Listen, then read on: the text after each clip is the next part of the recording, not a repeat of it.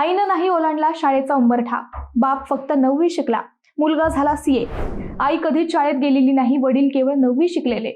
गाव अकोले सारख्या दुर्गम भागातील कोतुळ असे असूनही जिद्दीने तो अवघ्या 24व्या वर्षी सीए झालाय। कोतुळ सारख्या ग्रामीण भागात शिक्षण घेऊन सुदर्शन मनेश देशमुख हा सीए झालाय।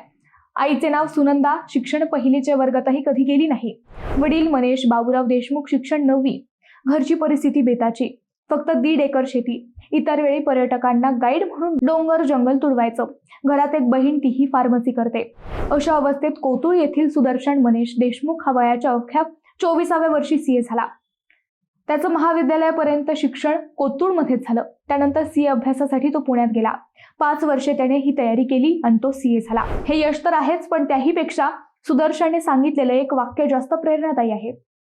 तो म्हणतो, वडिलांना 1.5 एकर शेतात घर चालवण्यासाठी किती कष्ट करायला लागायचे ते मी पाहिले। त्यात भावकीच्या शेती वादात कोर्ट कचेरीला पैसे खर्च व्हायचे। पैशांची चणचण, कर्ज, व्याज, खर्च हे शब्द कानावर पडले आणि सीए होण्याचे 10वीतच ठरवले असं सांगितलं। मंडळी, या जिद्दीला 1 लाईक तर बनतोच।